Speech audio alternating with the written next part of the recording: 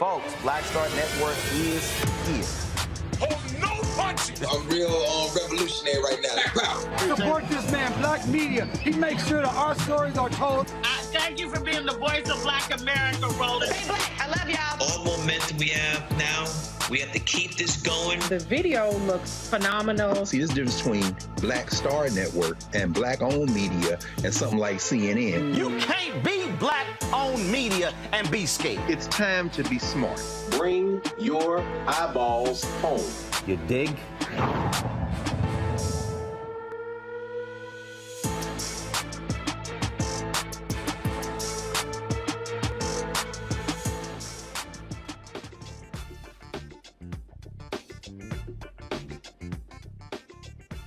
It is December the 30th, the last Friday of 2022. Happy New Year, preemptively. I'm Attorney Robert Patillo, sitting in for Roland Martin for one last day while he is on vacation. Here's what's coming up tonight on Roland Martin Unfiltered, streaming live on the Black Star Network. We're doing our 2022 year in review. We'll talk to our panel about the #1 stories that we want to remember and want to analyze from 2022, and also do some predictions as to what you're going to see coming up in 2023. Also, before we get to that we're going to be talking to the attorney for the Black Army veteran who was attacked by police officers in Colorado and abused. He's now suing the police department and those officers. We'll talk to his attorney. Also, tonight, in our education segment, we're going to be talking to the officials from the Atlanta University Center who are expanding their engineering program to help provide additional access to students. We want to make sure we cover all the stories and get you ready for the new year. It's time to bring the funk on Roland Martin Unfiltered, streaming live on the Black Star Network. He's got it. Whatever the miss, he's on it. Whatever it is, he's got the scoop, the fact, the find. And when it breaks, he's right on time and it's rolling. Best believe he's knowing. Putting it down from sports to news to politics. With entertainment just for kicks, he's rolling. It's on go, roll, roll, y'all. It's Roland Martin, yeah. Rolling with Roland now. He's funk, he's fresh, he's real, the best, you know he's Roland Martin now.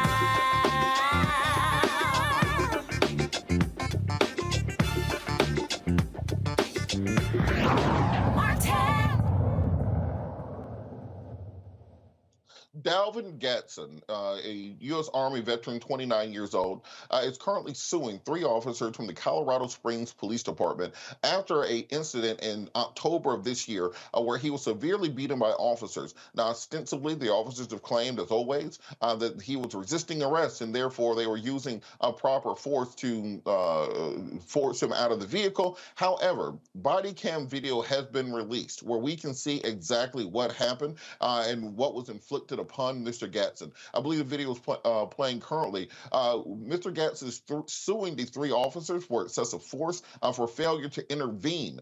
We learned in the Derek Chauvin's trial that officers do have an affirmative duty that if another officer is using excessive force to intervene to stop that use of excessive force. Joining us now to discuss this is the attorney for Mr. Gadson, Harry Daniels. Harry, how are you doing this evening? Hey, what's going on, Robert? How you doing, man? Long time. I know, it's interesting because we always talk around these cases around the country of excessive force from police, of police brutality cases. It's as if they have still not gotten the message. Can you talk a little about what exactly happened to Mr. Gaston and what led to this excessive force from police officers? Yeah, Robert, back in October, Mr. Gaston was pulled over for not having his tag properly displayed. The officer approached him on a normal traffic stop and asked for Mr. Gaston's driver's license, which he complied. Subsequently, when he called backup, and once backup responded and came to the scene, they decided they want to do a some type of DUI investigation on Mr. Gaston. Mr. Gaston was not driving, breaking any rules, traffic laws in the state of Colorado. But simply on the fact because they smelled marijuana. Well, Robert, you know well as I know that Colorado legalized marijuana some time ago. So the smell of marijuana is not probable cause to suggest any illegal activity in the state of Colorado. But nevertheless, they want to do a DUI investigation on him with no probable cause to do so. And instead of explaining to him exactly what was happening, what was going on, they decided to tell him to get out of the vehicle. He refused because he was in fact confused of what was happening, and immediately they grabbed him. And you can see the video from there. They used excessive force. I mean, they beat this guy, punched him over in the head over 25 times, kneed him, kicked him. He was on the ground, kicked him in the face, slapped him. And so the injuries, they charged him with felonious assaults on the peace officers. The good thing that El Paso County DA in Colorado Springs, she in fact dismissed those charges, and his DUI was also dismissed by the DMV hearing officer in this matter, determined there's no probable cause. He still have pending charges, but we believe those charges should not have been brought against him. One, because he was resisting a unlawful excessive use of force against him. And quite frankly, I believe he was trying to survive at that point. When a man gets beaten so many times and hit so many times, then you really go in survival mode. That prompted us to file a federal lawsuit in this matter. And I wanted to talk a little bit about Mr. Gadson, because the reason he was in the car in the first place was that he has been working DoorDash. He is a Army veteran who is currently unhoused, who was working towards that. Can you tell us a little bit about the background and the person of Mr. Gadson? Actually, Robert, Dalvin is actually from the state of Georgia, from Savannah, Georgia. And he served in the Army National Guard here in the state of Georgia for some years. And he just fell on hard times, hard times. He was door dashing, saving money to go back, to get an apartment, to go back in the military, in the Space Force. And he was unhoused at the time, but he was working towards that goal. And in fact, the gentleman who was in the car with him at the time, he was giving this guy a ride to work. He got paid him 10 or 20 bucks. So he was being a good Samaritan there, helping this guy out. But, he was in a position where he was, I guess, I want to say wrong place at wrong time, but, they decided to stop this black man at 2 o'clock in the morning. And, he's definitely up to no good. So we got to do a further investigation, see can we find something to stick, the video speaks for itself. This case is, this is something that when you look at it, is unconscionable. And the good thing, the state of Colorado has some very liberal laws that denies law enforcement qualified immunity from the rep. Matter of fact, they cannot assert qualified immunity in the state of Colorado under Colorado statute, the Police Reform Act, and that came into play after the Elijah McClain incident that took place in Aurora, Colorado. So we're very confident that we have a very strong case. The video speaks for itself. We're seeking justice for Dalvin Gadson in this case. And like you said, it happens over and over again.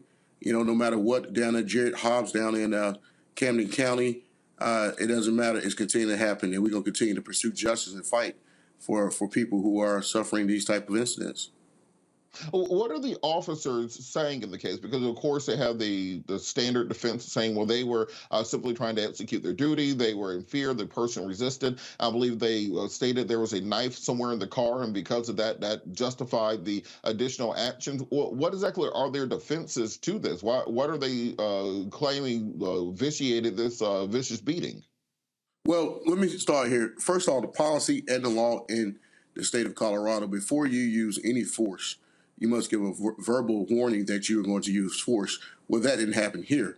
The reason why that law is in place, or policy, because it tells a person like, hey, if you don't comply, we may put a hands-on approach for you to comply. They didn't do that here. And their response was that they feared is that he might have been reaching for a knife, a pocket knife in the console, the middle console. Well, Robert, you can see the video. We have multiple angles of this video. Mr. Gaston's body was laying over the console while one officer had his left hand and the other officer had his right hand, and the officer's pumping him, beating, just punching him in the face multiple times.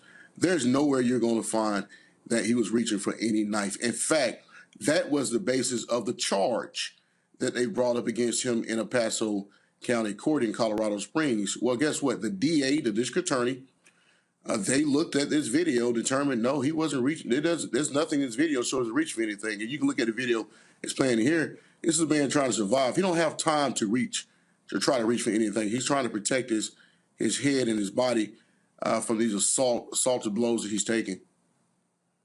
And so one of the officers, I understand, in the case has a track record of previous accusations of police brutality. Can you talk a little bit about that?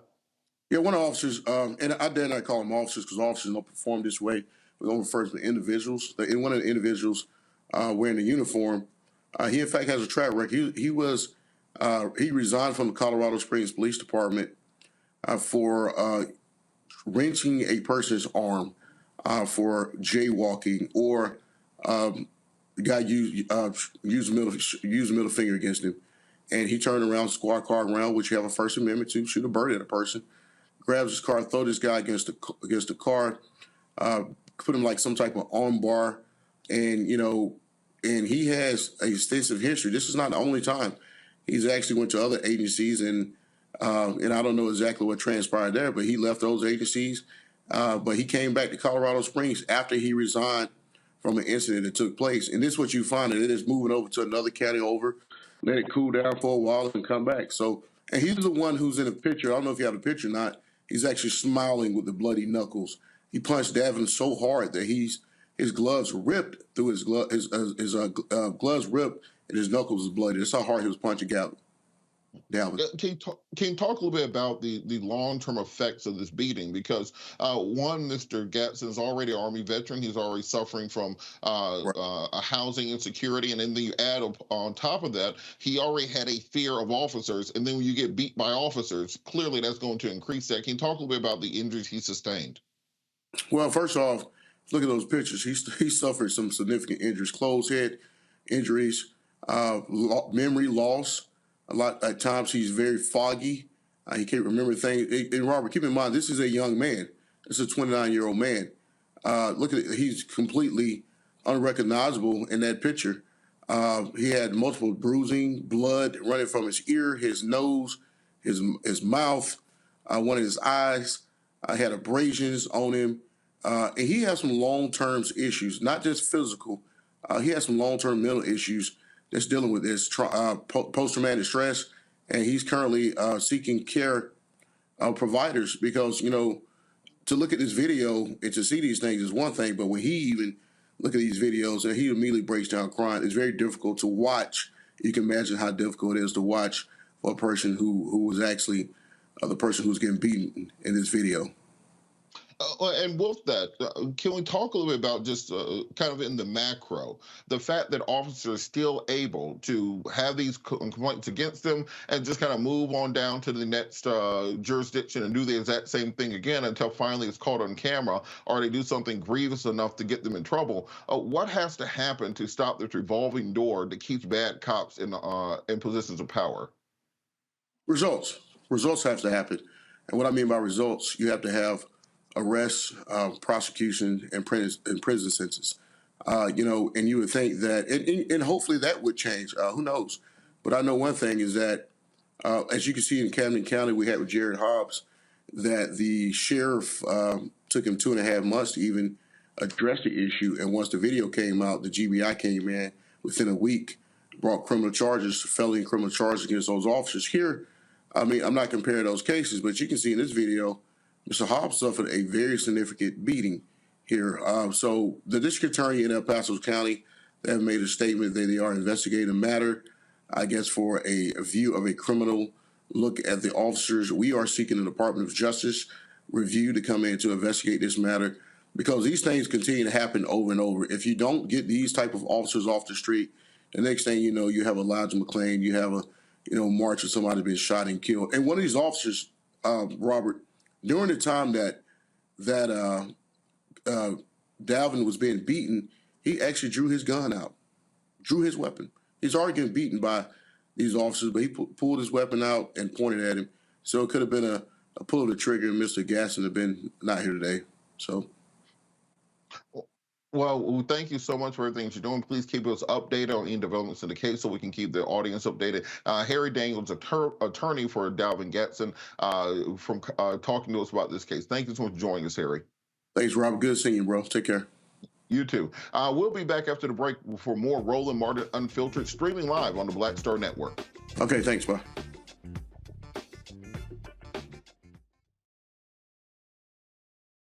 I love directing. It's a different kind of piece I do believe that the 30 years I was acting was to prepare me for what I'm supposed to be doing and that what I really am good at. But when you were acting, were you even thinking about directing? Nope. Were you? So what the hell happened? If you had asked me 15 years ago, I probably would have said, no, I don't know. I was doing Ava DuVernay's first film, I Will Follow. Mm-hmm. And during that process, I think because it was her first film, maybe She's self-taught. Absolutely. I probably gave too many suggestions. And at some point, Ava said to me, I think you're a director and you don't know it.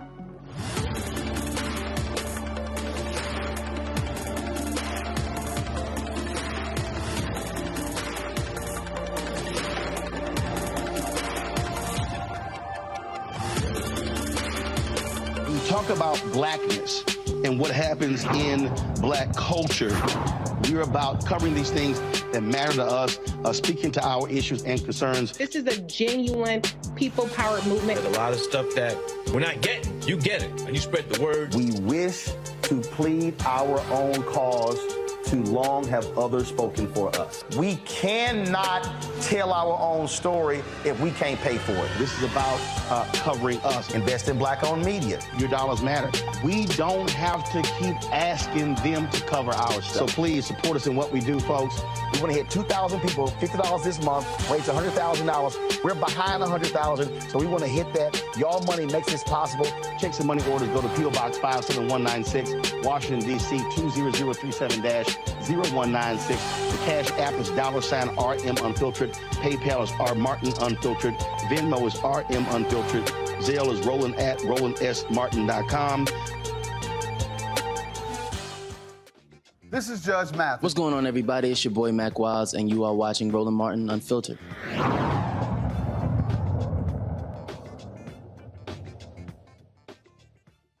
Welcome back. Let's bring our panel in. We have Kelly Bethea, communication strategist, Matt Manning, civil rights attorney, Dr. Larry Walker, assistant professor, University of Central Florida. So it's the end of the year. Last show of the year, so we're going to do our 2022 review. We're going to do a little bit different, though. If you've ever seen Around the Horn or any of those shows, we're going to do almost a lightning round. We're going to give everybody 1 minute to talk about each topic, and we're going to try to go through like 20 topics. So everybody ready?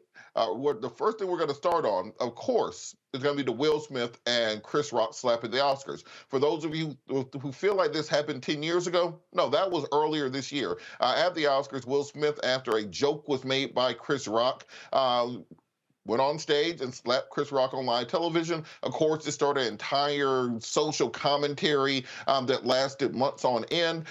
We still have not gotten a full resolution. There's a red table talk on it. So I want to get from each of you, why do you think that this slap was so important and reverberated so much nationwide? And why do you think this is one of the biggest stories of the year 2022? We'll start with you, Dr. Larry Walker.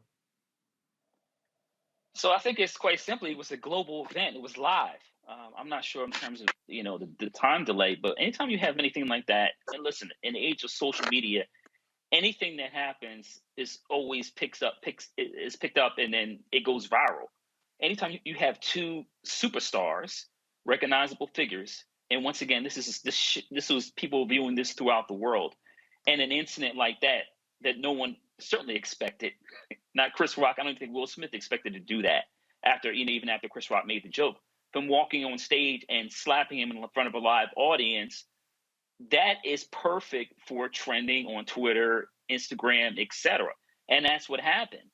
The unfortunate thing is that obviously that evening was also important for Will Smith in terms of Oscar. Questlove also getting Oscar. I also know that I'm from Philadelphia, so it also broke my heart to see Will behave in this manner. And then obviously in terms of social media, people having a conversation about what it means in terms of both of those being black men. But ultimately, Will Smith, what he did was irresponsible. He should have never walked on stage. If he had an issue with Chris Rock, in my opinion, he should have taken up with him some kind of, after party and talked to him and said, listen, I have a problem with what you said about my wife. Let me talk to you about this. Particularly, these guys have known each other for years. So obviously, like I said, it was trending because it was live and we had two superstars and it's a global event. So it's unfortunate it happened. Hopefully, Will Smith can learn from this situation. I know Chris Rock has a special coming up on Netflix in a couple of months. I know that should be interesting. But overall, it should just never have happened. Absolutely. Matt, on that same point, I think there was a big discussion about the fact that this was two black men fulfilling this kind of stereotype of the hyper-masculine, violent black men, even when you have millions of dollars and suits and ties and those other things. What do you think this said to the community? What will be the lasting takeaway that people will get from this controversy? I actually think, Robert, that what people will take away from this controversy is that people of this stature don't get prosecuted for things that happen on film in front of the entire world. I mean, I think a lot of what happened in this case, as it relates to Will Smith in particular, is the way he's been marketed for so many years, is that he's kind of the safe black face, one of the safe black faces in the blockbuster space. So I think, one, that drove a lot of the analysis and a lot of the kind of think pieces behind, we're surprised he's the kind of person who would do this. To extrapolate from that as it relates to two black men, I mean, yeah, I know there are a lot of things that are going to play on those stereotypes, but I think, honestly, that's secondary in this analysis, and it's more people, I think, as Dr. Walker said, of this stature, and that's what's driven that. But I do think one of the things that we have to ask is, why isn't there a prosecution from this? Not that I'm angling for it, but it's very rare that you have crimes happen on, TV in live time, and that nothing comes of it. And I think that's a better question, frankly, as we see lack of prosecution as it relates to highly statured people, including our former president. The question becomes, why is there another class of people that evades the same responsibility that you and I would be held to? So I think that's one of the questions that comes from it. And as it relates to both of them, I think their stature is what's driven a lot of the analysis and coverage. Yeah, I think one of the questions people had at the time was if Will Smith had slapped Jerry Seinfeld, they would have taken him out of there in handcuffs. But because it was Chris Rock, for some reason, it ended up being, those just two black men fighting it out. I guess that's what they do. And they turned into an entire social controversy there. Kelly, kind of on that point, you see a lot of what goes on social media. This turned into this big toxic masculinity versus equally toxic femininity on the internet, talking about Jada and August Alsina and Will's manhood and these sorts of things. Why do so many things descend into kind of this black men versus black women thing online? And why was this a catalyst for that? It was a catalyst because it was the first thing that happened in the year.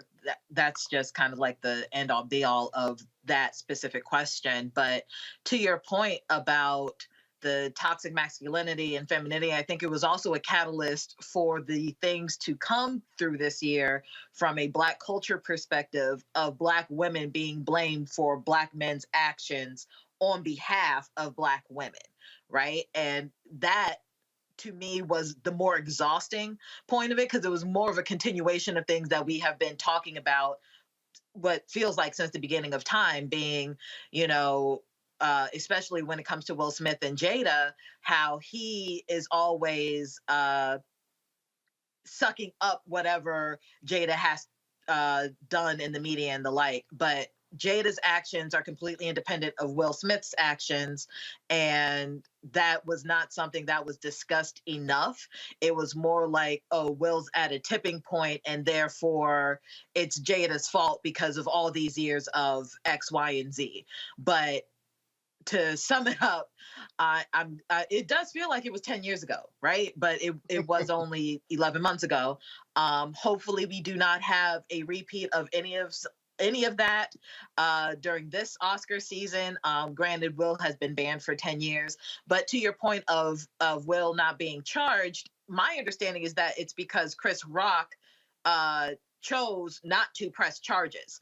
Now, whether the state can do that on behalf of Chris, what have you, I don't know. But I thought it was one of those situations where, because of the gravamen of the offense being two Black men on this global stage, Chris didn't want to elevate the situation any further.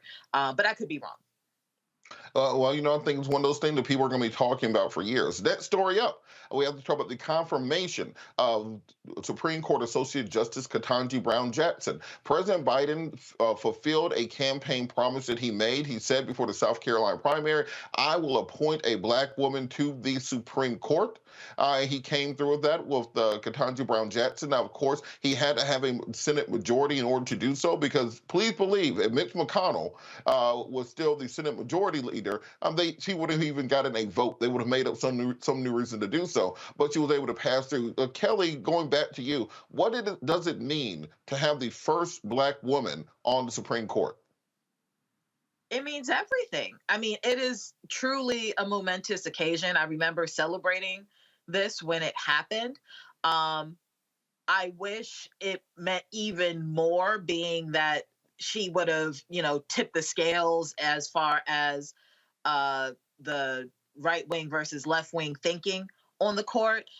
She just replaced a justice as far as the votes go, but as far as a Black woman on the bench, as someone who has graduated from law school and at one point in time aspired to be in her shoes, it was like I was a little girl again, seeing me up there. I think a lot of Black lawyers, a lot of Black women in law saw themselves in KBJ that day, and every day since, in that we are finally being seen on the highest bench in the land, in the highest court in the land. And that is just an incredible feeling that has carried me throughout 2022.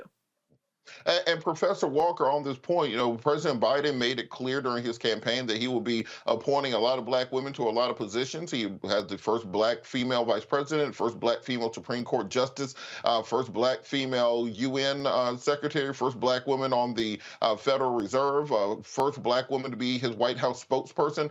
Is this just symbolism, or is this actual progress for the community? No, it's progress. And listen, I'm a former Capitol Hill staffer, and I can tell you that in certainly my time on the Hill and since then, you haven't seen so many women, Black women, in positions of power. Let's also give President Biden credit for the number of Black women he's in terms of that have been appointed, confirmed by the Senate. Let's not forget that. That's another really important piece of this.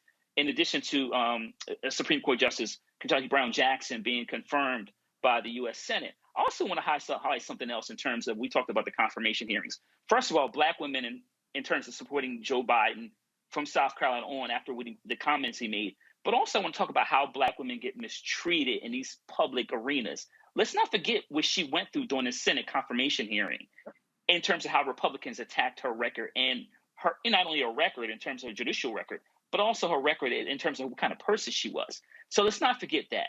But the bottom line is President Biden, like few politicians I can remember, made a major promise to the Black community and actually followed through. But this is really important, not only in terms of what's happened here, the last couple of months, but also in terms of what it means for Black women in the future. There are Black girls who, young sisters who are in high school, who are undergrad or in law school now, can say now, you know what, maybe I could be a second Black woman to become Supreme Court justice. So it's not just symbolism. This is a lifetime appointment. But once again, like I said, it's also important not only in terms of her confirmation, but also the number of Black women that have been confirmed by the U.S. Senate for federal judgeships also. And Matt, can you talk a little bit about what KBJ or Ketanji Brown Jackson is going to mean to the Supreme Court? Where you all saw last week on the Title 42 decision, she concurred on the dissent with Neil Gorsuch, opposing the Supreme Court basically overstepping their constitutional power in order to extend Title 42. We've seen her voting alongside progressives, but also crossing party lines, joining opinions with other groups. What is her judicial temperament and her experience coming from being a prosecutor, being a lower court judge, mean to this court going forward? I think that's a brilliant question. And I think the simple answer is that she has the actual experience to make decisions that will affect actual Americans. I didn't even realize it until I prepared for today that she is the first justice to have criminal defense experience since Justice Thurgood Marshall. So you think about that. I know that's one of the things she was attacked about. And I think Dr. Walker, said that very astutely.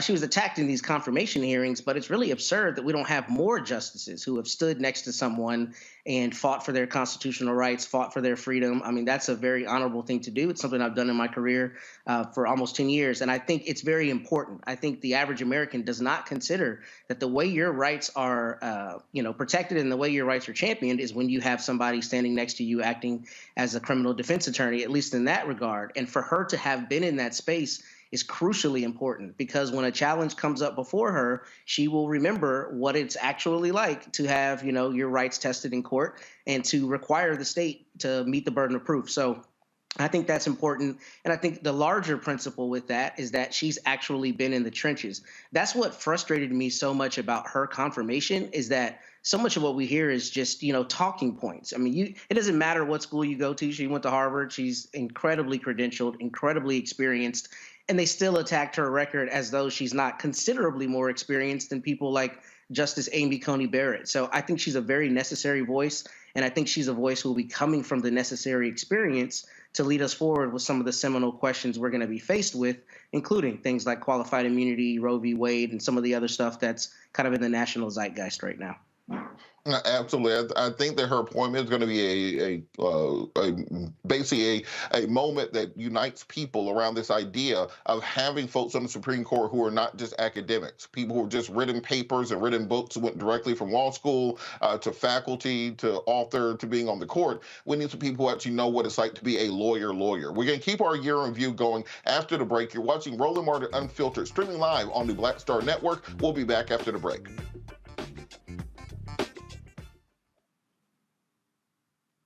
Hatred on the streets, a horrific scene, a white nationalist rally that descended into deadly violence. White people are losing their damn minds. As an angry pro-Trump mob storms the U.S. Capitol, we've seen shooting. We're about to see the rise of what I call white minority resistance. We have seen white folks in this country who simply cannot tolerate black folks voting. I think what we're seeing is the inevitable result of violent denial. This is part of American history. Every time that people of color have made progress, whether real or symbolic, there has been what Carol Anderson at Emory University calls white rage as a backlash. This is the rise of the Proud Boys and the Boogaloo Boys. America, there's going to be more of this. Here's all the Proud Boys, guys. This country is getting increasingly racist in its behaviors and its attitudes because of the fear of white people. The fear that they're taking our jobs, they're taking our resources, they're taking our women. This is white fear.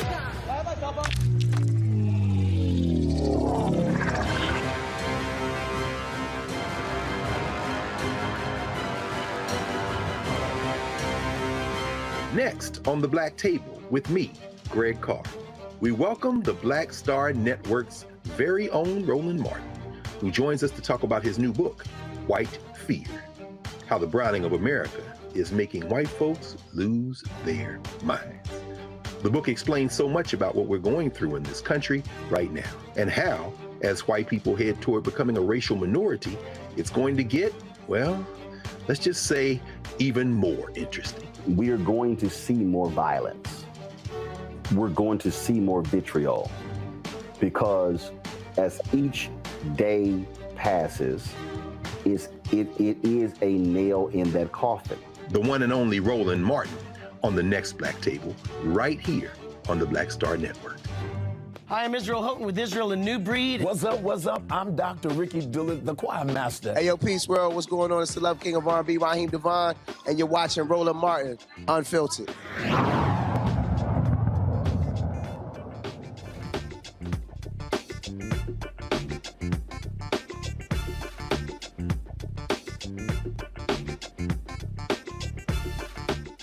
We are doing the 2022 year in review with our panel. We're doing hustle time, so we're doing about a minute per person per topic, get through as many of these topics as possible. And then we got to talk about the Trump crime spree of 2022. As you know, there are active investigations against President Trump in Fulton County, Georgia, where he's accused of election interference for trying to pressure the Secretary of State, Brad Raffensperger, to throw the election in his favor. He's under investigation in New York for the Trump Organization and their business dealings. He's under investigation for January 6th and his involvement with that being a criminal referral to the Justice Department. He's under investigation for the Mar-a-Lago documents, where a special prosecutor has been set up to determine determine whether or not he violated the Espionage Act by keeping classified information in Mar-a-Lago. But the question is, will any of these finally get Trump? Seems like we have a new thing that's going to get Trump every 6 months. And just like Frank Underwood in House of Cards, he always makes his way out. So, Matt, I'm going to start with you. Which of these investigations is most likely to finally get Trump?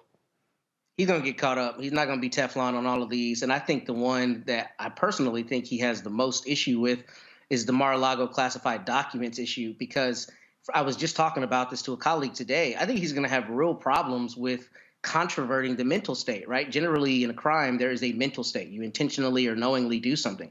Well, if your lawyers are conferring with Department of Justice lawyers and they're given several opportunities for you to turn over all these documents, you don't turn over those documents, subsequent classified documents are found in your possession, then it's very hard to defend the idea that you were unaware that you had to turn those documents over.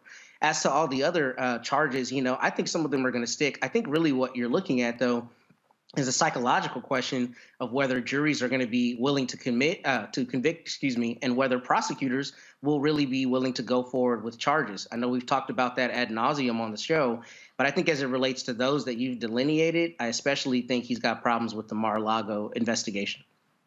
And Kelly, Matt mentioned the prosecutors, and you have Fonnie Willis, the prosecutor in Fulton County, going after President Trump, who I've tried cases against. She ain't no pushover. You have Letitia James, the prosecutor in New York, going after President Trump. Which of these cases, including the January 6th cases, do you think will be the most likely to result in a conviction, or at least a prosecution of President Trump?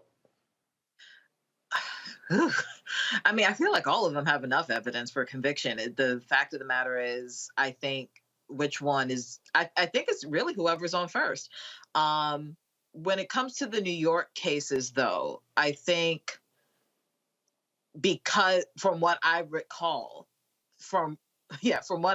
if they have enough evidence, if they have enough history there, considering that he's a New York native and all of these things, like they've been working on his case for an incredibly long time, like before all of the January 6th stuff, from my understanding. So I think they have evidence outside of just insurrection and him being dumb while he's president of the United States. They have enough on him outside of things that we just saw all year in 2022. So probably New York. All right, and Larry, we just got the Trump tax returns released, showing that for several years he paid absolutely no taxes. There's one year where he claimed that Trump Aviation made $42,000 and also lost exactly $42,000 in order to pay zero taxes on it. And no, Trump Aviation is not a real company. It's just the company he created to write off his helicopter expenses. Which of these prosecutions into President Trump is going to finally get him? So I like to describe 2022 as the year getting over, and 2023 will be rent due. The rent is due. I mean, look, we talked about all these Mar-a-Lago, Georgia. I think that which really could get him also, and I think any of these cases are certainly going to be problematic, as we can see. But I think internally with the January 6th Select Committee, in terms of the referrals to the DOJ, I think that will also get him. And listen, like all of these cases seem, clear. And I know we call him Teflon Don in terms of being able to skirt laws for the last few decades. But I think that with the great work of the Select Committee and Chairman Benny Thompson, and like I said, with the referral they've made to the DOJ, I think that will get him if these other cases won't. But I certainly think Mar-a-Lago in particular, as I said, I worked on the Hill, and anything relating to classified documents, if that was me, I would have been placed under the jail the day after. You would have been all the way in Guantanamo. Let's be for real. Like they don't let you take classified documents and keep them. Yeah, you can't keep them in a closet next to the buffet bar at Mar-a-Lago. I mean, let's be for real. Continuing with Hustle Time, we have to talk about the overturning of Roe v. Wade. As many of you remember, the Supreme Court released a decision 6-3, overturning the 50-year-old precedents of Roe versus Wade, turning America basically back to the Missouri Compromise. You have half of the states literally being abortion states and half being anti-abortion states, with state laws which restrict abortion to 6 weeks kicking in across the country. President Biden signed an executive order to protect abortion on the national level. However, they were not able to push through a protection for abortion rights legislatively the same way they did with the Respect for Marriage Act. So, Kelly, I will throw it over to you. What does this decision to overturn Roe mean long-term for America, and what's the future of this overturning when we go forward legislatively? That's a loaded question.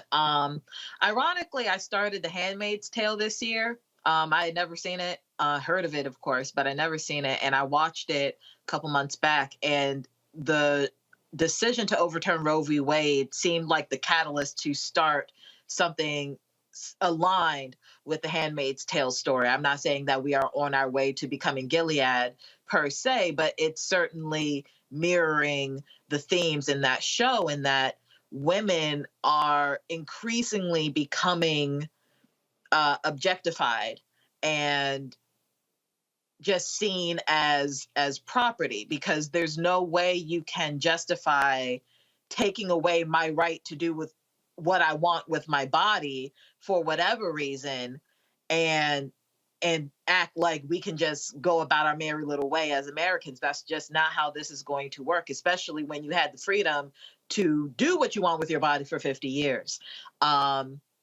So with that in mind, what I see in this country is a lot of archaic, asinine laws getting ready to roll out in 2023. I see a lot of women, honestly, supporting these laws because they think that it's the Christian thing to do or the moral thing to do. And that's not the case in either category. And I am concerned. I'm just concerned with how it is going to be spun into a morality movement or a, more conservative movement, and not going to be called out for what it is, which is stupid. Matt, on that same point, I think that what people miss in this case is the ignoring of stare decisis, the breaking of precedents. What does it mean when we know that we have a Supreme Court now that has a 6-3 majority that don't give a damn about precedents, doesn't give a damn about stare decisis? They're willing to overturn long-standing laws. They've become the activist court that they used to warn us about in the 1980s.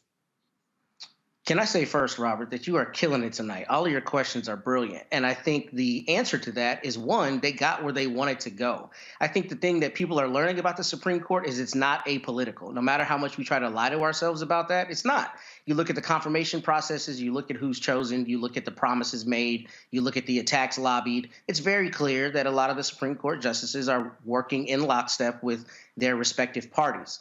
To shift gears a little bit, though, I think your metaphor that this is the Missouri Compromise is the most brilliant thing I've heard as it relates to this, because this is exactly what I continue thinking about as it relates to the Supreme Court and really your average American citizen. We have a crisis of federalism in this country.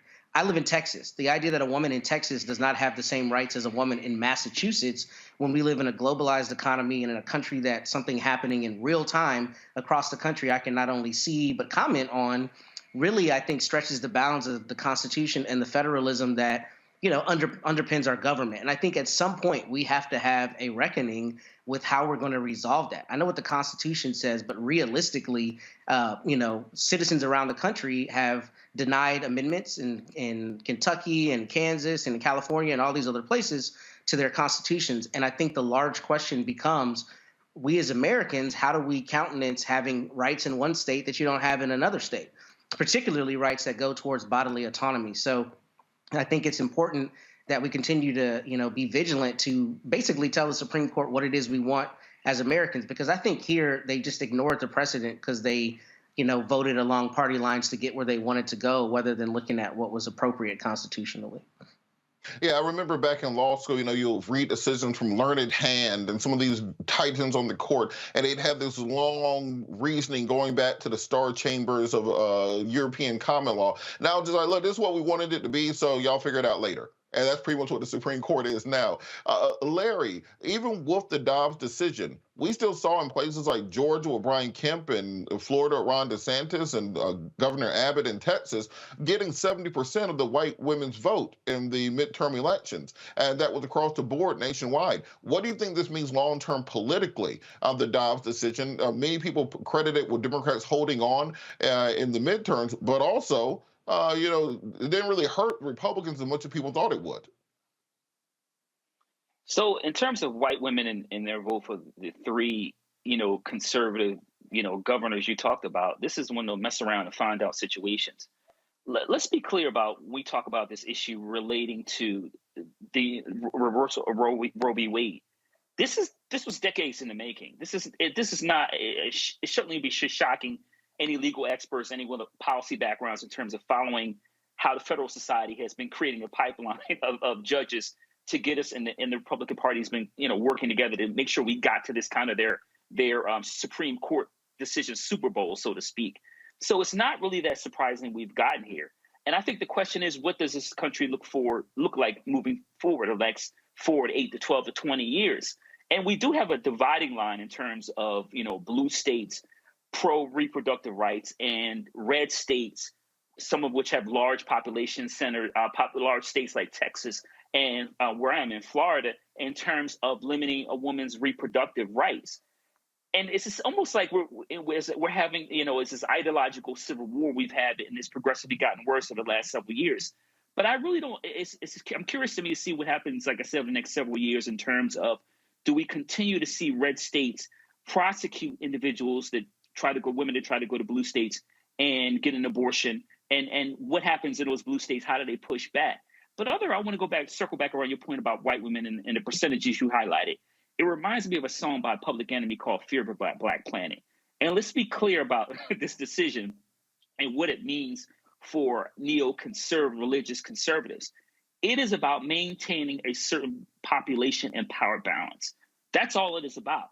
It's not about fairness and equity. It's certainly not about what the majority wants. It is about demographic change and power and control. And so over the next several years, like I said, it'll be really interesting to see if some white women who have voted in the way you just described wake up now that their rights have been infringed on. But I wouldn't bet on it. Well, look, for millennials, we ain't having kids. And that's what this is really about, white people wanting to have more children. For millennials, dogs are the new children, plants are the new dogs, and children are just like this exotic thing that only rich people can afford. I don't understand how y'all have them. Last story before the break, I'm going to do super hustle time, 30 seconds each. Walker versus Warnock. Why was this race still so dang close that it went to a runoff? It was still less than a point. Matt, I'm going to start with you. Why the hell was this race so close between Walker and Warnock? Because people are stupid, and they were, I think, frankly, and they were, either blinded by celebrity or they were allowing Herschel Walker to be pimped by the Republican Party. I mean, he clearly was not qualified, and the fact that this was as close as it is should set off alarm bells. I know you're there in Georgia, but I mean, to me, it's just absurd that it was ever this close, especially when you see a candidate who's out espousing ideas that are directly contrary to his own, life experience. I think it's extremely problematic, and it's concerning for me going forward. I'm glad Warnock won, but I don't know how Herschel Walker was ever really in the race for this Senate seat. And Kelly, Herschel Walker threw a pregnant white woman down a flight of stairs and still got 70% of the white woman vote. What does it mean? What does it tell us about what America really views when it comes to women, that they will take a serial woman beater and still nearly elect him to the Senate? Well, this is what I was talking about previously, about how women are increasingly becoming less of a human in people's eyes and more as an object, as an incubator for children, as a thing, like, I don't know if you remember the show My Wife and Kids, but just using the titles like My Wife and Kids, like we are property. We are something to behold, but not something to respect. And that's one aspect of it. But more pointedly, it really just goes to show how much people want to preserve the power that they have, to keep the power that they have, that they are willing to forego morals, they are willing to forego laws, they are willing to do whatever it takes to keep the modicum of power that they have. And they don't even care who is the face of that power, so long as the power still is within their reach. I don't think anybody particularly cared for Walker. I don't think that white people liked Walker. I think that behind the scenes that they were kind of pissed off that a black man was representing the Republican Party in Georgia, because no one saw that on their 2022 bingo card or any bingo card for any year pertaining to the state of Georgia and their politics. However, because they are so gung-ho about keeping power, they said, screw it, and just put their eggs in that basket and let them fall where they may. Thankfully, they ended up with egg on their face, because who needs Walker as a senator for any state, let alone Georgia? And Larry, if you look at Warnock, he's won 4 elections in 2 years in a red state of Georgia, a state where Brian Kemp beat Stacey Abrams by 8 points. You're bordering Florida. You're bordering North Carolina, where Sarah Beasley had a very close race. Val Demings had a close race there in Florida. Should Warnock be seen as a front runner if Biden does run in 2024? Well, Biden's running in 2024. There's no doubt about that. But his future in national politics, absolutely. He's charismatic. Like you said, he carried obviously no one ever expected a few years ago he would be able to carry Georgia. So certainly he has a national profile, has a bright future. But let's temper it a bit when it comes to 2024. I know we're going to hear enough of those conversations about President Biden, but as I said, my alpha brother, Senator Warnock, does have a bright future. All right, we're going to keep this conversation going after the break with our year in review. You're watching Roland Martin Unfiltered, streaming live on the Black Star Network.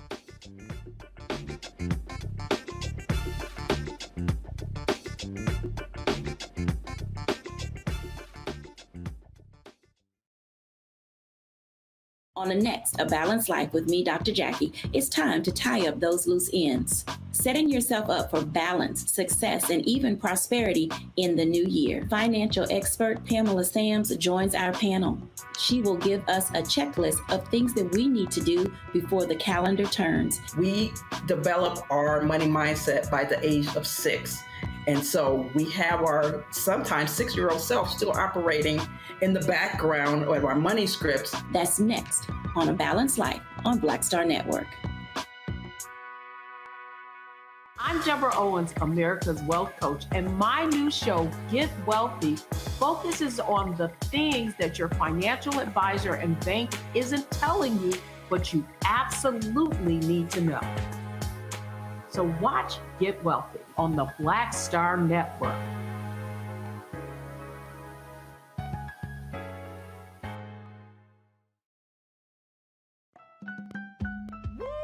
We're all impacted by the culture, whether we know it or not. From politics to music and entertainment, it's a huge part of our lives, and we're going to talk about it every day right here on The Culture with me, Faraji Muhammad, only on the Black Star Network. Hey, what's up, everybody? It's Godfrey, the funniest dude on the planet. Hi, I'm Israel Houghton. Apparently, the other message I did was not fun enough. So this is fun. You are watching Roland Martin, my man, Unfiltered.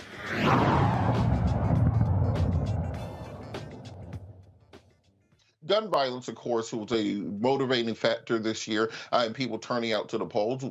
Many of these mass shootings ended up being some of the most significant events of this year, whether it was the Uvalde elementary school shooting, the Buffalo shooting at the supermarket.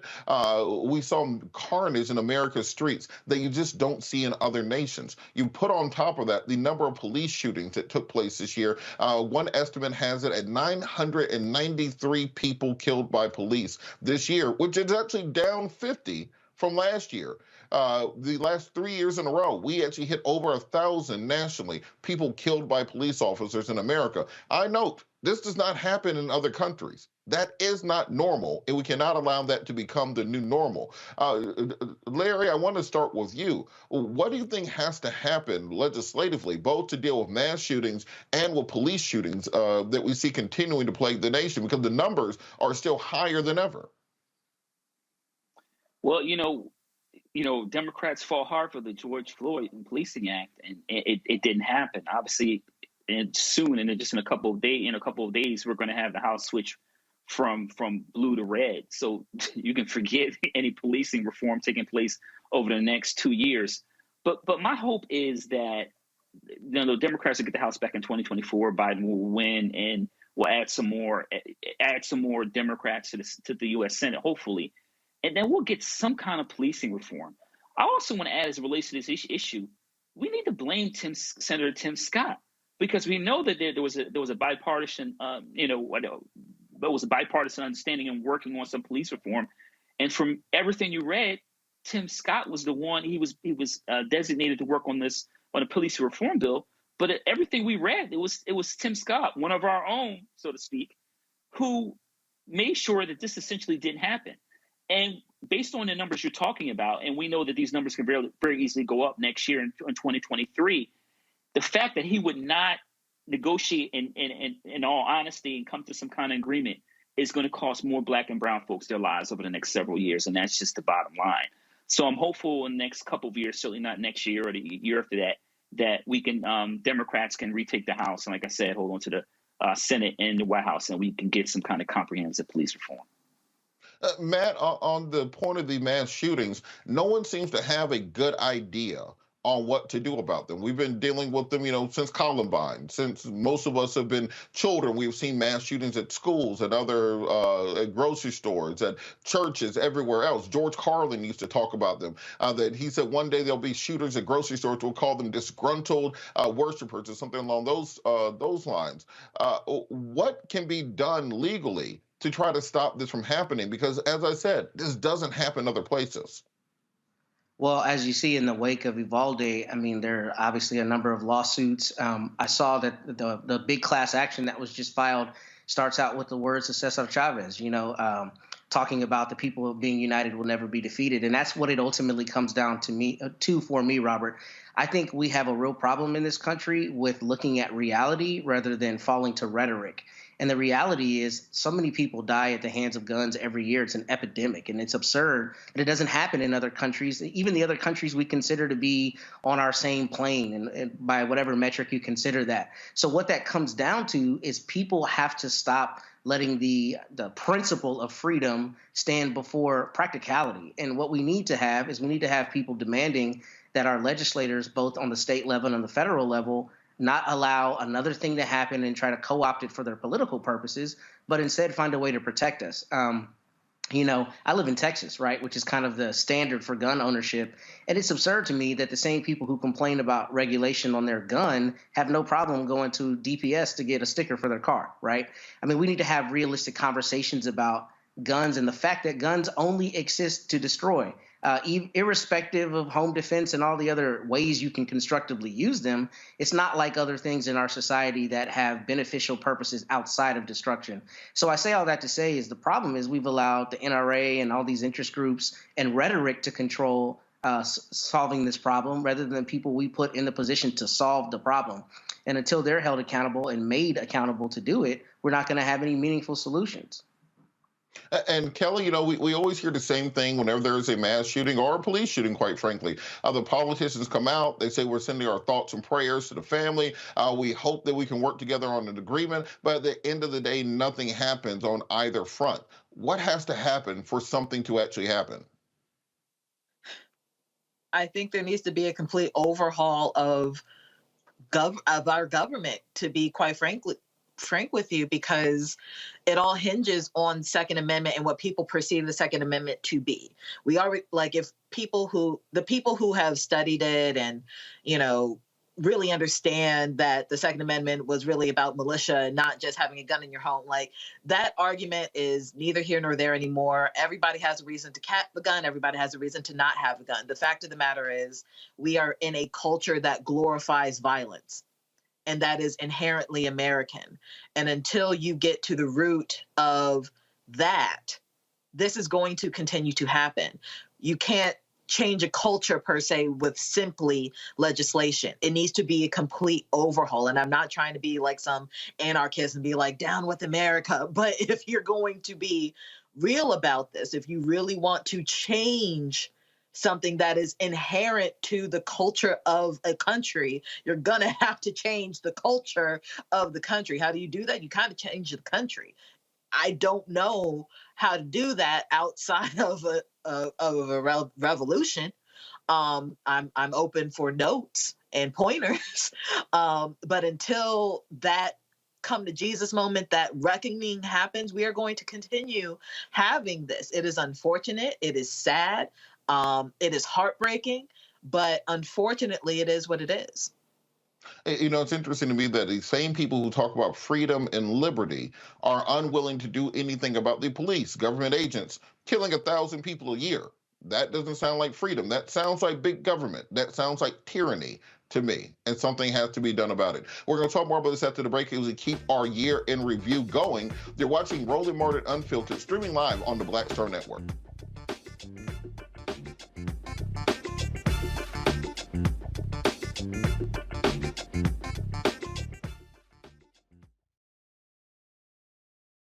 I love directing.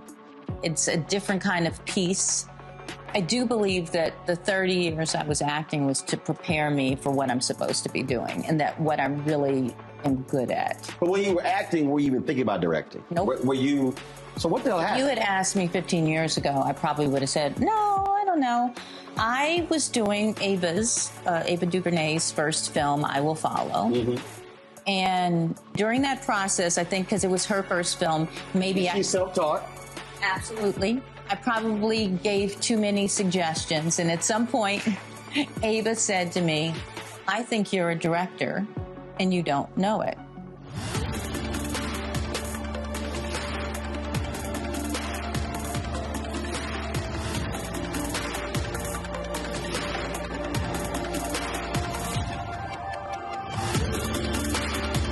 When you talk about blackness and what happens in black culture, we're about covering these things that matter to us, speaking to our issues and concerns. This is a genuine people-powered movement. There's a lot of stuff that we're not getting. You get it, and you spread the word. We wish to plead our own cause.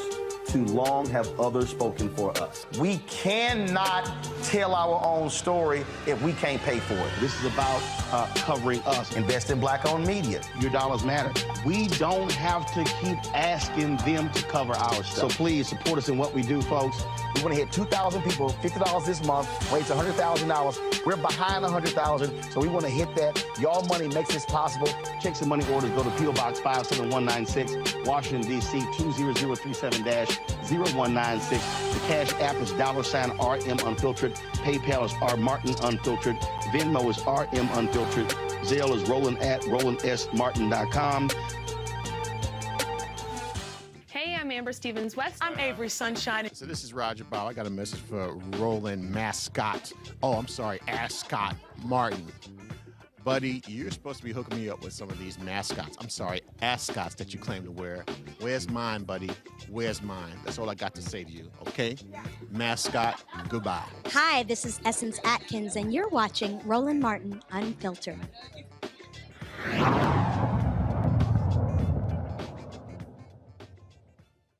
Many people who made significant marks on the world became our ancestors in the year 2022. In memoriam, we take a look at those who have left us in this year.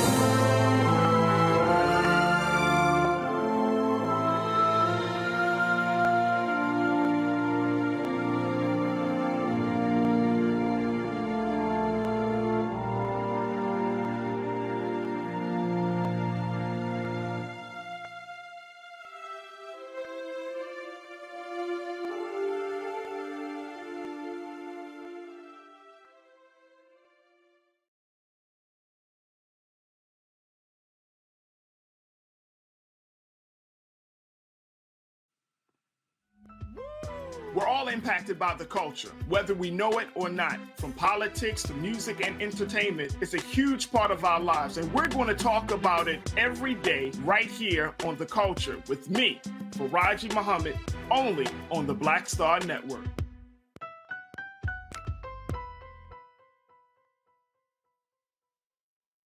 Next on the Black Table with me, Greg Carr, we welcome the Black Star Network's very own Roland Martin, who joins us to talk about his new book, White Fear, How the Browning of America is Making White Folks Lose Their Minds. The book explains so much about what we're going through in this country right now, and how, as white people head toward becoming a racial minority, it's going to get, well, let's just say, even more interesting. We are going to see more violence. We're going to see more vitriol, because as each day passes, it is a nail in that coffin. The one and only Roland Martin on the next Black Table, right here on the Black Star Network. When you talk about blackness and what happens in Black culture, we're about covering these things that matter to us, speaking to our issues and concerns. This is a genuine people-powered movement. There's a lot of stuff that we're not getting. You get it, and you spread the word. We wish to plead our own cause. Too long have others spoken for us. We cannot tell our own story if we can't pay for it. This is about covering us. Invest in Black-owned media. Your dollars matter. We don't have to keep asking them to cover our stuff. So please support us in what we do, folks. We want to hit 2,000 people, $50 this month, raise $100,000. We're behind 100,000, so we want to hit that. Y'all money makes this possible.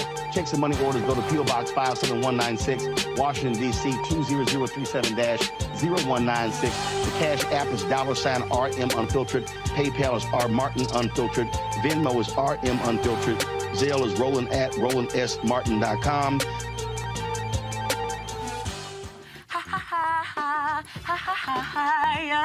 Hey, I'm Antonique Smith. What up, Lana Well, and you are watching Roland Martin Unfiltered.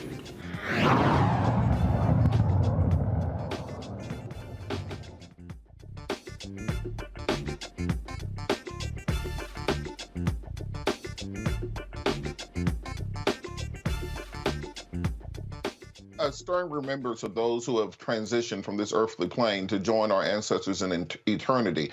I wanted to go back to our panel to ask you, who do you think was the most significant passing of this year? A year where so many of our heroes and legends have gone on to eternity. For me, I think that something that has not been looked at enough is the number of young rappers and entertainers who died in 2022. It seems like we cannot go a week without a prominent young rapper, normally under 25, either dying to gun violence, drug addiction, or some other circumstance. And the number of young comedians also who have passed away in 2022 under the age of 30 has been startling. And I think for this generation, they have learned to live with the trauma of the people that they love and look up to passing so frequently that it's part of the hardening that we see with this generation, where they simply believe that life's not going to last that long because so many people they look up to expire so early. So I'm going to go to the panel. Larry, I'm going to start with you. What death this year do you think struck you the most? So it could easily be Sidney Poitier, right? In terms of his Guess Who's Coming to Dinner, of his number of other Oscars, et cetera, to Sir with Love. But I'm going to go with someone who, when I saw, with a list of names that struck me of a memory I remember from years ago, and that's Lani Guinier. And I remember when she was, at the time, I think she was a law professor at Penn. Honestly, I think I was an undergrad, didn't really know who she was. And I got invited to some kind of event, and she spoke. And I remember being blown away and having a long-term impact on my life. So for me, like I said, I'm highlighting Lani Guinier as a person who, like I said, overall really kind of had an impact on, just my life. But like I said, certainly Sidney Poitier in terms of international film star, in terms of everything he's done and winning Oscars, and also obviously being a role model for a number of Black actors who've gone on to win Oscars, and his support of other Black actors throughout his life. Yeah, absolutely. Kelly, what death this year really struck you, and do you think will have the longest lasting impact? there was a lot of names on that list, but I'm going to go personal this time and say the death of my brother. He was 26 years old. His name was Robert Bethea, and he was killed in his home in Milwaukee of this year. As far as celebrities go, the one that hit me the most, mainly because it was triggering because of my brother's death, was Takeoffs, because it came out of nowhere. He had a history of doing nothing wrong to anyone, and yet he was still taken out of this world before the age of 30. It is heartbreaking to me that so many young Black men, of course Black women as well, but so many young Black men just don't get to see their fullest potential for whatever reason by way of gun violence. And this is not about to be a spiel on Black violence. That's not a thing. None of that. But again, with the romanticization of guns and the culture of gun violence in this country, we have become desensitized to people dying by way of bullet wounds. And it's sad, and the pain doesn't necessarily go away. With my brother specifically, I'm the oldest of 3. And when people ask about, like, well, how many siblings do you have? I immediately say I have 2. But now I'm down to 1 because someone didn't think my brother's life was worth living in his own home. And there are millions of anecdotes like that throughout this country, and it's got to stop. It changes you in a way that you have no idea how to think, how to act, how to be anymore. Like the 24 hours between finding out about my brother's murder and the day before, I'm a completely different person now because of that. I don't recognize myself just 24 hours before I found out that he died. And I can only imagine how many other people are in that predicament just this year, just today, because of gun violence. It's just got to stop. Absolutely. Of course, our prayers and support are with you. And the thing you need is, you know how to find me. So we of course, want to support you in every way possible. And you're completely correct that this is something that touches nearly every Black family. If it's not a brother or sister, it's a cousin or an uncle. It's not 6 degrees separation from gun violence in our communities. It's 1 or 2 degrees at most. Matt, I want to turn to you. What do you think was the most striking passing of this year for you? Honestly, I think it was Bill Russell, considering just all his contributions to our people, to sports, he was just a titan of a man. But kind of personally, as it relates to the celebrities in particular, the one that I did not remember until I saw his name and face come across is Bernard Wright. And I remember distinctly finding his music when I was an undergrad at Howard. I'm a musician, and I was in a band, and a guy I played with was wearing a Bernard Wright shirt. So I learned more about Bernard Wright. And, you know, I think about people like him because he was such an amazing keyboard player, and he played with so many people, Tom Brown, his own projects. He just, you know, is another example of somebody who enriches our lives in ways we don't even necessarily realize until we look at them in retrospect. So I just really was struck by his passing because I've been such a fan of his music and his keyboard technique and ability for so long. Absolutely. And of course, we pray and honor all those who have passed this year, not just the celebrities, the people in your own individual lives, the people in your community, the people who had a real impact on you. And it's our duty to carry on their memory, carry on their work to ensure that we properly honor them here as they transition to be with the eternal kingdom with our ancestors. Changing course. Of course, we are talking about what happened in 2022, but we also have to talk about what is going to happen in 2023. Earlier, we had a discussion about Ketanji Brown Jackson and the impact of her confirmation to the Supreme Court, but there are many upcoming cases that we have to look at when it comes to the future of the court. Joining us to discuss this, an upcoming anticipated SCOTUS decisions, is Shireen Mitchell, a social analyst and diversity strategist. Shireen, how are you doing today? I'm doing great today. How are you? I am outstanding. Could you talk a little bit about some of the cases that we need to be looking out for? And from the Supreme Court, of course, Title 42 is going to be coming up for oral arguments in February. The affirmative action cases are going to be decided coming up. What are some of the things that court watchers really need to be looking at? Yeah, I think this is a very important year because I don't think people realize how much our rights are on the ballot, when it comes to these particular cases. The Title 42 piece, I think, is really important only in the context of it was just upheld and that we were expecting it to be overturned. And for those people who don't know what Title 42 is, basically it says that certain people cannot come into this country because of the pandemic. And I always find this very fascinating. So are we going to admit that the pandemic actually still exists in this country right now and we need to take care of it? Or are we only going to relegate that to the border as a conversation? And Title 42 is very complicated because a lot of the pushback is coming from Texas, from the border. But ultimately, the way that this is being used, it was a case that was used during the Trump administration to minimize how many people can come through. And I just find that case, which is going to happen in February, going to be a very telling case about which version of this country that we believe we live in. Because if we're still going to say that immigrants are the only ones that bring, diseases or problems in this country, then we're also making a very, very distinct statement. And right now, people are still dying from some of the worst respiratory diseases that we have seen in quite some time in this country. And kind of piggybacking on that point, you have the dissent opinion that was joined between Neil Gorsuch and Ketanji Brown Jackson, and they talked a lot about this not being within the powers of the Supreme Court, that the Supreme Court is not supposed to make immigration policy. And effectively what they're doing is overstepping the president, overstepping Congress, overstepping the regulatory agency, overstepping international law when it comes to claiming asylum in this country, and really legislating from the bench. What are the long-term ramifications of having a conservative activist court of this nature?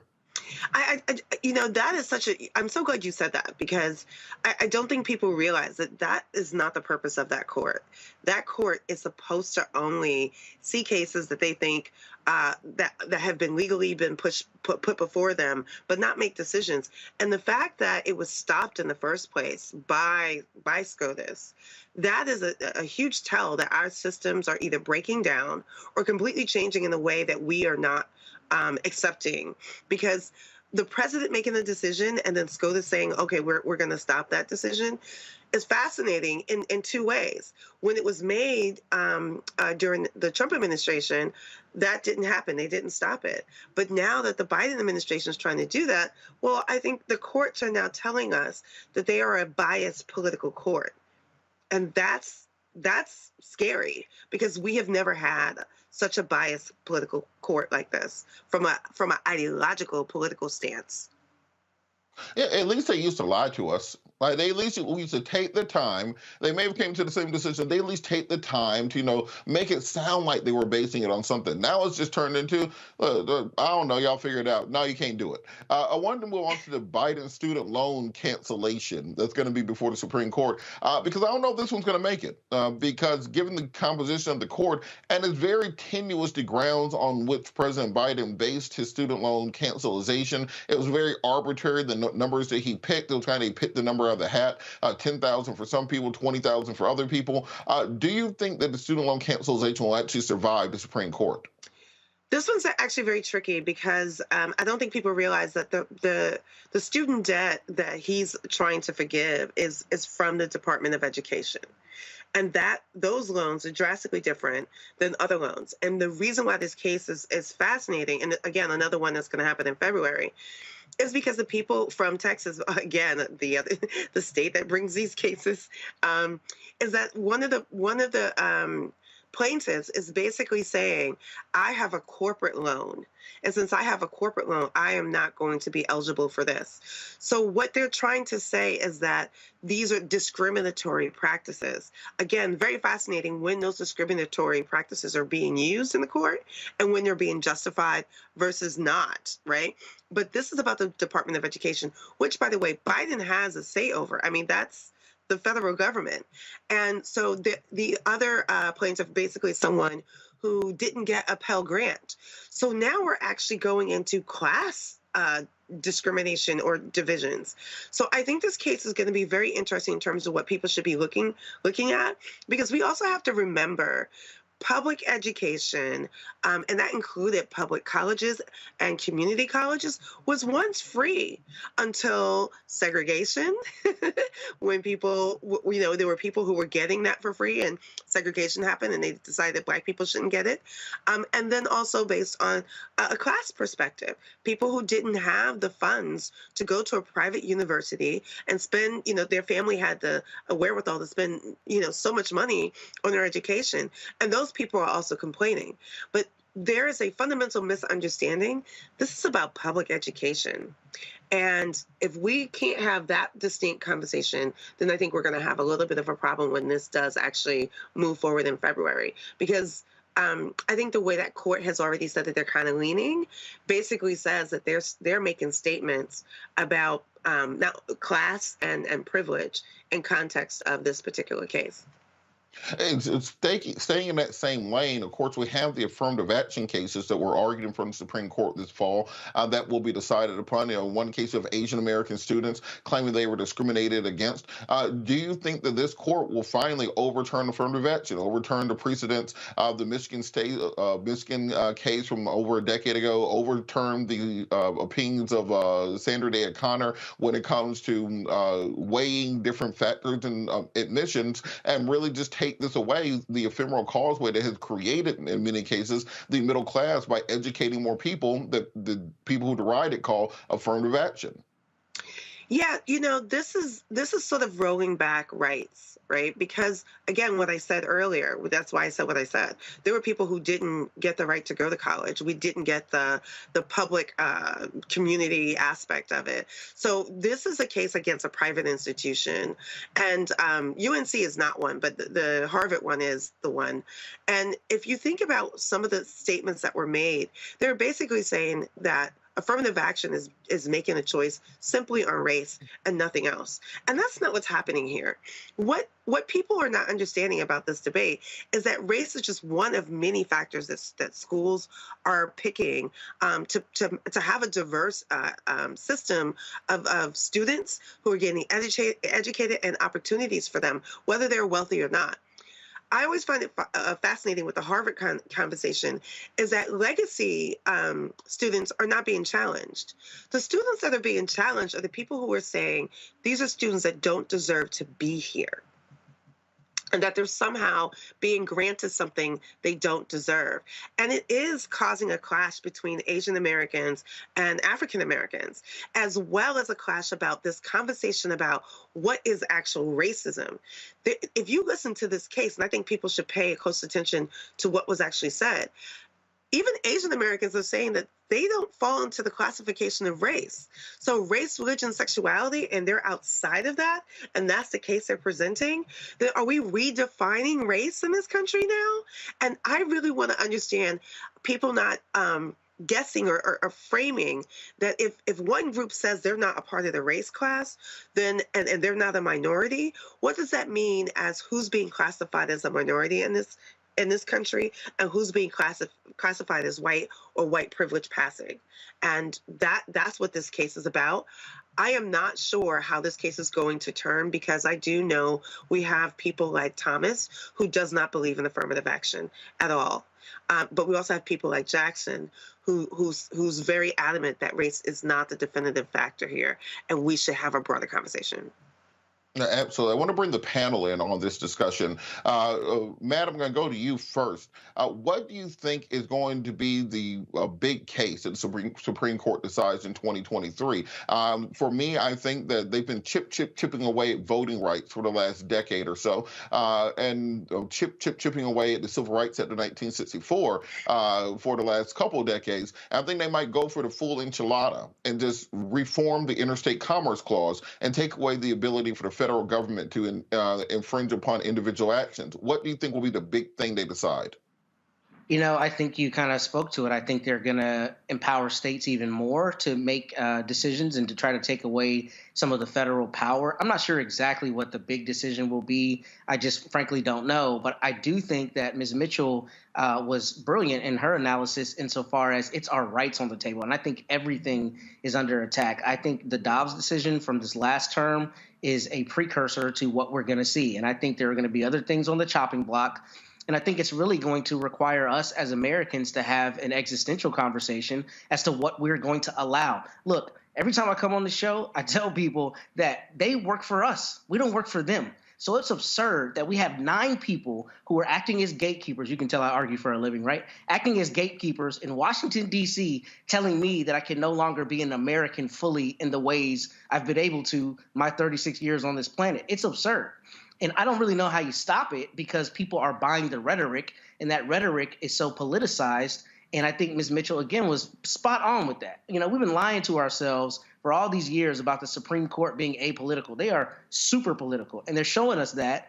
And I think anyone who cares about their rights and cares about the Constitution and cares about true freedom as an American should be concerned about what they're going to do in this term because they're continuing to gut the freedoms that we have. So I'm not sure exactly what that answer is, but I'm suspecting it's going to be everything. And I think they're coming at our necks with everything they have on every question that comes before them.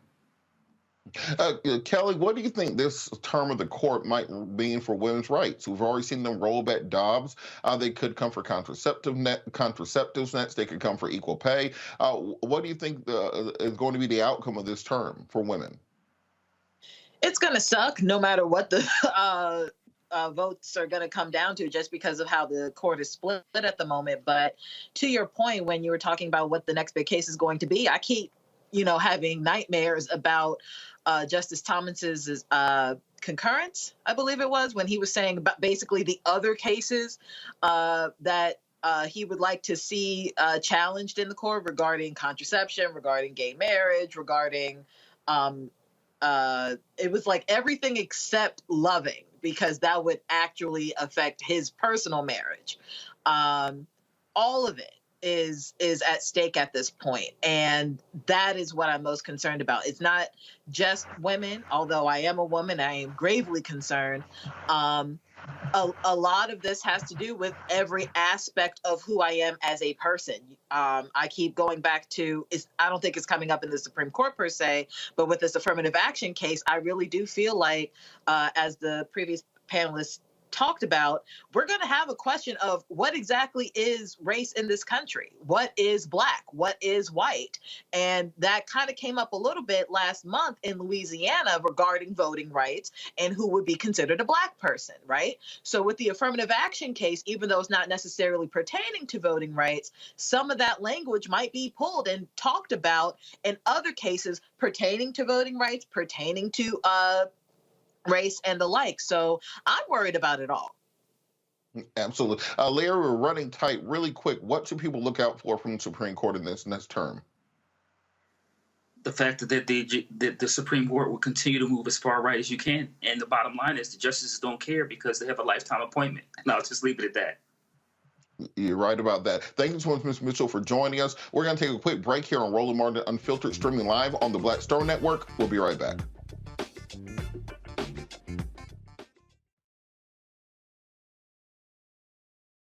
I'm Deborah Owens, America's Wealth Coach, and my new show, Get Wealthy, focuses on the things that your financial advisor and bank isn't telling you, but you absolutely need to know. So watch Get Wealthy on the Black Star Network.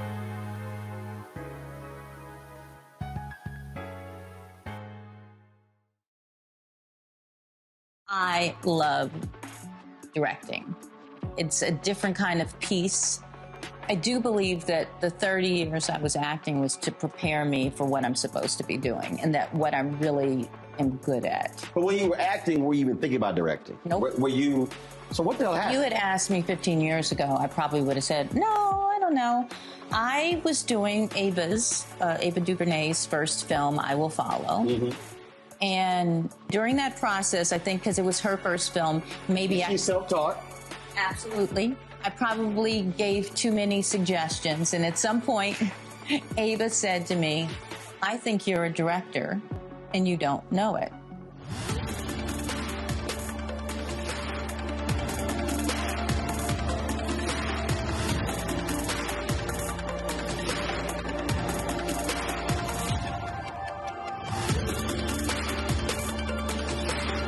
Hatred on the streets, a horrific scene, a white nationalist rally that descended into deadly violence. White people are losing their damn minds. As an angry pro-Trump mob storms the U.S. Capitol, we've seen shooting. We're about to see the rise of what I call white minority resistance. We have seen white folks in this country who simply cannot tolerate black folks voting. I think what we're seeing is the inevitable result of violent denial. This is part of American history. Every time that people of color have made progress, whether real or symbolic, there has been what Carol Anderson at Emory University calls white rage as a backlash. This is the rise of the Proud Boys and the Boogaloo Boys. America, there's going to be more of this. Here's all the Proud Boys, guys. This country is getting increasingly racist in its behaviors and its attitudes because of the fear of white people. The fear that they're taking our jobs, they're taking our resources, they're taking our women. This is white fear.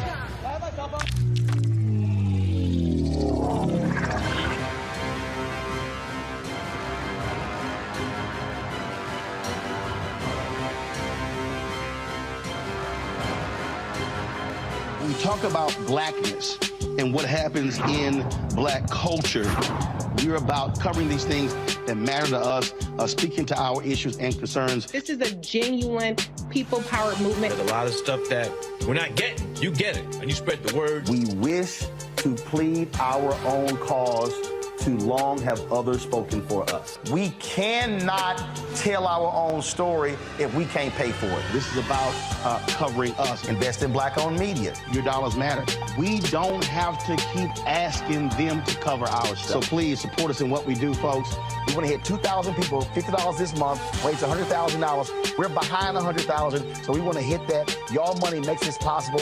Checks and money orders go to P.O. Box 57196, Washington, D.C. 20037-0196. The Cash App is $RM Unfiltered. PayPal is R Martin Unfiltered. Venmo is RM Unfiltered. Zelle is Roland at RolandSMartin.com. Next on the Black Table with me, Greg Carr, we welcome the Black Star Network's very own Roland Martin, who joins us to talk about his new book, White Fear: How the Browning of America is Making White Folks Lose Their Minds. The book explains so much about what we're going through in this country right now, and how, as white people head toward becoming a racial minority, it's going to get, well, let's just say, even more interesting. We are going to see more violence. We're going to see more vitriol, because as each day passes, it is a nail in that coffin. The one and only Roland Martin on the next Black Table, right here on the Black Star Network. Hey, I'm Antonique Smith. Hello, everyone. It's Kiara Sheard. Hey, I'm Taj. I'm Coco. And I'm Lily. And we're SWV. What's up, y'all? It's Ryan Destiny, and you're watching Roland Martin Unfiltered.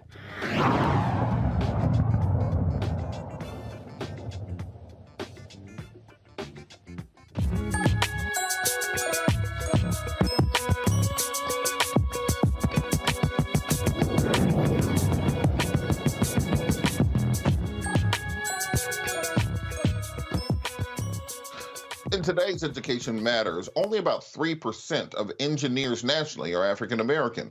As you all know, I'm an alumni of Clark Atlanta University, and the Atlanta University Center Consortium is working to change this. They have received a $1.5 million investment from the A. James and Alice B. Clark Foundation in order to help support minority engineers. Here to talk about this are Dr. Said Sewell, AUCC Director of Office of Academic Research and Student Success, and Dr. Jonathan Gaines, the AUCC Assistant Director of Engineering, Education, and Innovation. Gentlemen, thank you so much for joining us to talk about this outstanding news. Dr. Sewell, can you talk a little bit about this grant that's been received and how it will be used to increase the number of African American engineers? Well, let me just say thank you for allowing us to come and talk about the work we've been doing. As you know, for the last 54 years, the Atlanta University Center Consortium and the dual degree engineering program, which is the first of its kind in the nation, has been helping to increase the number of African-American males, African-American females in the field of engineering. 54 years ago, there were roughly 500 African-American engineers in the nation. Today, there are roughly 85,000. And though that sounds very impressive, that is less than 3% of the total population of engineers. And so we are committed to helping to increase the number. So since we started this work 54 years ago through the AUC Dual Degree Engineering Program, we have produced over 4,000 students who are now engineers, one of which is Dr. Jonathan Gaines, who you will meet shortly, who is joining us. But the Institute for Dual Degree Engineering Advancement was conceived to help other private liberal arts institutions to think about building out a dual degree engineering program using the best practices of the AUC. And so we're so excited that the Clark Foundation has invested in this program, this institute, to help us to build out this program. We will be creating makerspace for students, experiential learning for students, as well as convening various liberal arts colleges, minorities serving throughout the nation, to share our best practices that we've been doing for the last 54 years. And so we're excited that the $1.5 million is just a step in that direction. We're hoping to use this as a seed for a $4.1 million capital campaign to build out this institute on the AUC campus. And so we're excited about the commitment from the foundation. We're even more excited about being able to continue the work that we've been doing for 54 years and to help produce more African-American as well as minorities engineers for the nation. And so we're excited about that. And staying with you before we bring Dr. Gaines into the conversation, can you talk a little bit about the $4 million capital campaign and building out this this engineering center? You know, where is it going to be located at on the campus? What are going to be the goals of this? And how can people help get involved in this capital campaign to start contributing now? Well, as you know, February is World Engineering Day, World Engineering Month. And so we're hoping to launch this campaign in February. We're looking for all minority engineers to support this campaign because it's the first of its kind. This is a national hub for engineering, for minority engineers. And so Dr. Gay will talk more about the overall goals of the Institute, but for the first time, this is a leading institute to help build out and help grow more minority engineers for the country. And as you know, engineering is an area where there's great need for diversity. However, unfortunately, it has not seen the diversity as it should over the last plus years. And so we're excited about being able to help advance that for our country and the field of engineering. All right, and Dr. Gaines, Gaines, it's a great place to bring you in. I was just going to say, Dr. Gaines, is a great place to bring you in. I want you to talk a little bit about what the goals and ideas behind the Institute will be. Absolutely. So Institute for Dual Degree Engineering Advancement, or IDEA, it really has 4 outcomes. The outcomes are increased innovation for our students, increased diversity and understanding engineering identity, how that plays a role in really kind of helping our students understand the value of their diversity to the field of engineering. The third outcome is increased engagement. And so being able to really involve our students and increase their opportunities on campus. And then the last one is increased achievement for our students. And so the 4 outcomes really are a way for us to increase the engagement in advanced dual degree engineering broadly on a national scale. So we're going to really research these outcomes, be able to really bring about solid and advancement for our students. And so this is a labor of love for me because, as Dr. Sewell mentioned, I'm a product of the program. And so it really came back to make a difference, really impact the students, really to help them realize their dreams and realize what their goals are for the field of engineering. Absolutely. And kind of selfishly, is there any way we can have a Steagles built inside of the Institute? Now, we haven't had that on campus in a while now. You know, you need that wings on wheat around 2, 3 o'clock in the morning. Just a suggestion, putting that out there. Want to bring the panel in. We have Dr. Walker. I want to give you an opportunity to ask a question of our guest. Yeah, congratulations. I know this is a critically important issue. You mentioned the 3%. And I had, I guess, 2 questions. The first question is, in terms of getting this money and what you're as you build out, what percentages or numbers have you, in terms of what you said we were looking to increase by as it relates to Black or minoritized students? That's the first question. And the second question is, you know, some of the institutions we talk about here, Morehouse, Spelman, you know, in terms of the overall cost into members of the Black community, if they don't got a lot of financial aid, may be difficult. What do you when you come to talk to students, recruiting students about the 3+2 program, what are you saying about how we can help you out with cost and, you know, make sure you don't have too much debt? So those are my 2 questions. So let me just jump in there first with the second question first.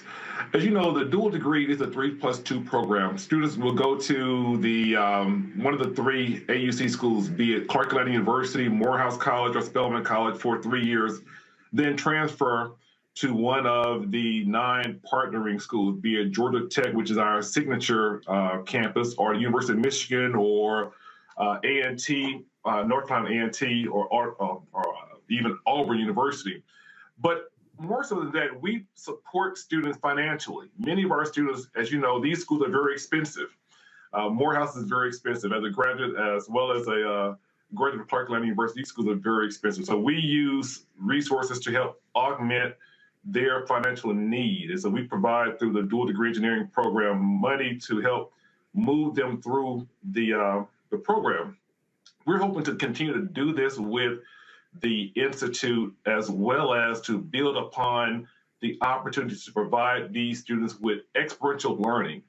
So they'll be able to have the experience of a maker space, for example, to be able to work across campuses, to work on projects, on various design opportunities for these students. This is the idea of building this building so that these students have a space for them to focus on their craft and to hone their overall skills. And so we're excited about that. To your first question, you know, the AUC has been doing this work for 54 years. We're now just expanding on what we've been doing since the beginning. As you may know, this AUC dual degree engineering program is the first of its kind in the nation. Founded in 1969, when there were no dual degree engineering programs on either a Black or white campus, we were able to start this program. And for the last 50+ years, we have been helping to produce for the nation African-American engineers. And so as you see, Dr. Gaines is just one, but we have some stellar alums, one of which is Ted Colbert, who is the CEO is the president of Boeing Defense. And so he's just one of our many alums that are doing extremely well. We're hoping to build upon that type of legacy and to produce even more through the Institute. Absolutely. Attorney Manning, did you have a question? First, congratulations to y'all on not only the continuation of the program, but the influx of money. And what I was kind of interested in is how, if at all, is the Institute leveraging the national need right now for your infrastructure, right? I mean, obviously, we have crumbling bridges and stuff around the country, so presumably we need more civil engineers, mechanical, as we kind of go forward with technology. So how is the Institute leveraging that, and are there any plans to work with the government, maybe in a formalized capacity, to create a pipeline? What are your goals in that respect? I think you want to talk about that a little bit? Yeah, sure. There are a lot of opportunities for partnerships. I think one of the strengths of our program is that we have all these great engineering partners. And so we have ability to send our students to these partner institutions, and they can leverage a lot of resources and really work on really the problems that are, we know they're interdisciplinary, that are really kind of center what we need to be working on as a society. I also want to touch on the previous question in regard to how are we going to increase the numbers. And I want to mention that, 15 short years ago, our representation numbers were much better. We were at over 5% representation in the field of engineering. And so we're really trying to get back to some of the things that really kind of we need to really increase the number of Black engineers. Well, I want to thank you both. I'll just share with you. Go ahead. Just share just quickly, is that we have a very robust engineering internship program in which every student in our program is linked to an internship both in either the private industry and or government. And so we're hoping to allow these experiences to help strengthen and augment what they're learning in the classroom. So when they leave the program after 3 years or after 5 years with the overall experience, they leave with the experience of understanding what it really means to be an engineer. And so, again, we're excited about this investment through the Clark Foundation. We're looking forward to all the great work that will come out of the Institute. We're happy to have Dr. Gaines to join us as we're helping to build this work. And so we're asking all of our colleagues throughout the nation, alumni, both at our institutions as well as throughout the country, please reach out to us. We'll love to have you to be a part of this great work that we're doing. Well, I want to thank you both so much for all the work that you're doing. It's great to see the Lane University Center progressing. Of course, we had the Data Science Center, which received, I think, a grant earlier this year with the work of Talitha Washington, and all the great things that are happening in that area, the really mecca in the epicenter for Black education in this country as a biased alumni. I would say that right now. Dr. Sewell, Dr. Gaines, thank you so much for joining us. I also want to thank our panel for joining us today, Dr. Larry Walker, attorney Matt Manning, also Kelly Bethea, who had to leave us earlier. Thank you guys so much for being with us. Make sure that you like and subscribe and share. We're trying to get 1,000 likes on the video and want to make sure that this thing goes viral so we can show that Black folks really do have an appetite for real Black news on Black media. We're also going to be acknowledging the Bring the Funk fan club, so you'll see that scrolling on your screen. I have to thank Roland Martin for letting me keep his seat warm. Got to thank the control room for holding it down to the ones and twos and making sure that all these things look like they're running smoothly. And I have to thank you, the viewers, for listening to us throughout this week. Without you, I'm just a crazy person talking into a microphone. Follow me on all social media at Robert Patillo. And then, as I say, it's to end every show in the words of Gil Scott-Heron, no matter the consequences that are fierce to grip your senses, you've got to hold on to your dreams. Hold on to your dreams, America. Holla!